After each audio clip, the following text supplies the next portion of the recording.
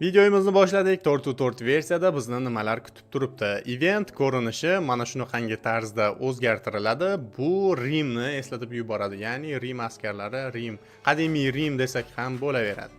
Ko'rinishi shunaqangi tarzda o'zgarib ketar ekan. Bu hali boshlang'ich ko'rinish, keyinchalik juda ham chiroyli bo'lib ketishi mumkin.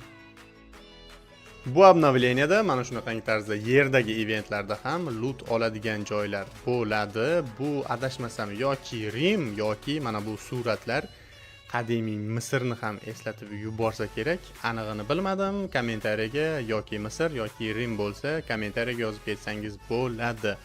G'alati bir suratlarni, ko'rinishlarini ham topsak bo'ladi. Mana shunaqangi joylardan xullas nimalarnidir ishlatib biz lootlarni olsak bo'ladi.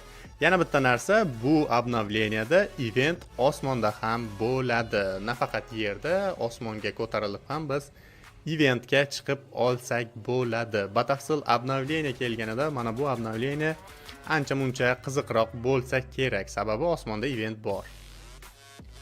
Kartada mana shunaqangi joylar bor. Biz hozir buni ichkariga kirib ko'rib, ichida nima borligini batafsil ko'rib chiqamiz. Yana bitta narsa, bu obnovleniyada qobiliyatlar hali qo'shilmagan, qobiliyatlar haqida ham batafsil video bo'ladi.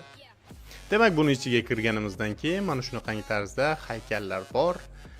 Adashmasam bu Rim askarlari, ya'ni gladiatorlar bo'lishi mumkin. Mana bu joyda jang sahnasi ko'rsatilgan suratlar ham bor. Xo'sh, biz bu yerda nima qilamiz? Hozir ko'rsatib o'taman. Demak, mana bu markazdagi g'alati bir nayzali bayroqni ishlatganimizdan keyin eshiklar yopiladi va bizga bu tomondan hozir ko'rsataman. Mana bunaqangi haykallar keladi va qandaydir hujum qilgandek bo'ladi. Biz bularni otib tashlasak bo'ladi va mana bu joydan bizga loot tashlab beradi. Har doimgidek obnovleniyalar lootlarga bog'lanib qolyapti. Qayerni otma, buzma, faqatgina loot chiqadi. To'g'ri, o'yin davomida loot kerak. Bayroqni bosganimizdan keyin biz osmondagi eventga chiqa olsak bo'ladi. Osmondagi event xaritasini ko'rishingiz mumkin. Osmondagi event juda ham chiroyli, balkim rasmiy obnovleniyada bunaqangi tarzda chiqmasligimiz mumkin. Boshqa bir uslublari ham paydo bo'lishi mumkin. Lekin osmondagi event ko'rinishi o'ta bomba. Menga mana shu obnovleniya birozgina yoqa boshladi. Hozirgi 4.3 obnovleniyadan ko'ra 4.4 menimcha qiziqroq bo'lishi kutilmoqda. Xo'sh, eventda mana shunaqangi joyini ishlatgan holatda biz mana bu yerdagi eshikni ocha olamiz va eshik ichida hozir nima borligini batafsil sizlarga ko'rsatib o'taman. Xo'p, eshik ochilgandan keyin biz bemalol ichkariga kirishimiz mumkin. Ichkarida nima bor desanglar, bu joyda deyarli hech narsa yo'q. Mana shu joydan biz g'alati bir nayzani qo'lga kirita olamiz. Bu nayza yordamida nima qilishni to'g'risi uncha tushunmadim. Eventda g'alati bir 5 ta nimanidir olishimiz kerak bo'ladi. Mana shuni ham bir vaqti bor ekan. 5 ta narsani olganimizdan keyin bittasi olov, mana shu kichkina olovcha. 5 ta narsani olganimizdan keyin adashmasam, hozir bu narsani ham ko'rsatib o'taman. Xo'sh, mana bu tomonda mana bu bug'u bor. Chanasi bilan. Bu esinglarda bo'lsa, oldingi obnovleniyalarda qo'shilgan. Bu katta ehtimol bunaqangi ko'rinishda bo'lmasligi mumkin, chunki bu bug'u yangi yil mavzusiga moslanganligi uchun keyinchalik o'zgarib ketishi mumkin. Katta ehtimol o'zgaradi, chunki eventga umuman bu narsa mos emas. Xullas, bug'u bizni eventni mana shu joygacha olib keladi. Bu joyda biz nima qilamiz? Hozir batafsil tushuntiraman. Biz bu joyda Kentavr bilan urushamiz. Kentavrni urushganimizdan keyin katta ehtimol yana nimalarnidir berish kerak bo'ladi. Xo'sh, osmondagi eventni yerdan ko'rinishi mana shunaqangi tarzda bo'ladi. To'g'risi juda ham chiroyli. Oldingi 1.8 midi, 1.7 obnovleniyalarni eslatib yuborar ekan. Kartadagi yangiliklar hozircha shular. Qandaydir qobiliyatlar bo'lsa, yana batafsil video qilishga harakat qilaman. Profilimizdagi o'zgarishlardan bittasi, biz profilimizga endi naqd 6 ta qurol qo'ysak bo'ladi. E'tibor bersangiz, o'ng tomonda 6 ta qurol qo'yiladigan joyi bor. Hozirgi obnovleniyada 3 tagacha oruja qo'ysak bo'lardi. Ana endi 6 ta oruja qo'ysak, 6 tasi hammasi birdaniga profilimizda ko'rinib turadi. Juda ham yaxshi lekin.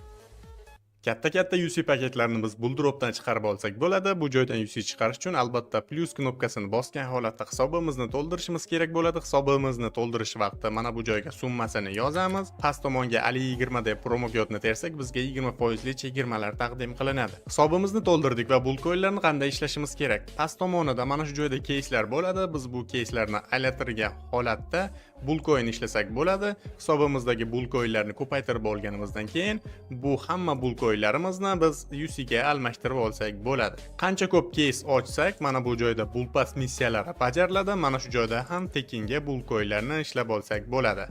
UC ni chiqarib olish uchun mana bu joyda shaxsiy kabinetga kiramiz va chiqarib olish degan joyga kirganimizdan keyin mana bu joyga hisobimizdagi bulcoinlarni yozib qancha UC ga aylanishini ko'rsak bo'ladi va UC chiqarib olish knopkasini bosamiz. UC bizga promo kod tarzida mana shu joyda taqdim qilinadi. Mana ko'rishingiz mumkin, men ancha munchasini chiqarib olganman.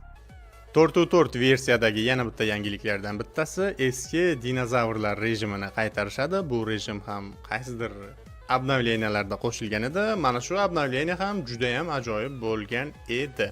Hozirgi 4.3 versiyada 8-aprel kuni eski faraon rejimini qaytarishadi. 4.4 versiyada esa mana bu rejimni qaytarishar ekan. Men bitta narsaga tushunmay qoldim. Nimagadir oxirgi paytlarda eski rejimlarni PUBG qaytarishni boshlab yuborishdi. Menimcha bu o'zlarida ham g'oya qolmaganligidan darak bera boshladi. Har oy, har 2 oyda yangi rejim o'ylab topish ham har kimga ham emas.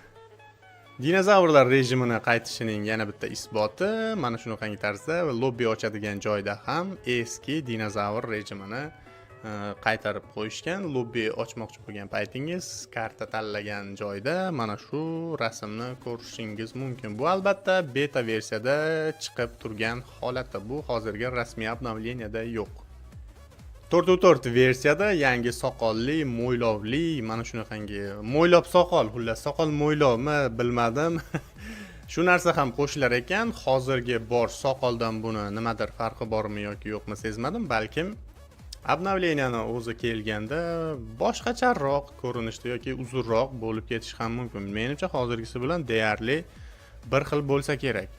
Demak, yana bitta yangiliklarimizdan bittasi, kimgadir qiziq bo'lsa, mana shu Blue Lock animesi bilan hamkorlik bo'lishi mumkin. Bu Blue Lock skilllarini, to'g'riroq personajlarini men uncha bilmayman. Agarda oramizda biladiganlar, ko'rganlar bo'lsa, kommentariyaga yozib ma'lumot berib o'tib ketsangiz bo'ladi, lekin bu ham uncha rasmiy ma'lumot emas.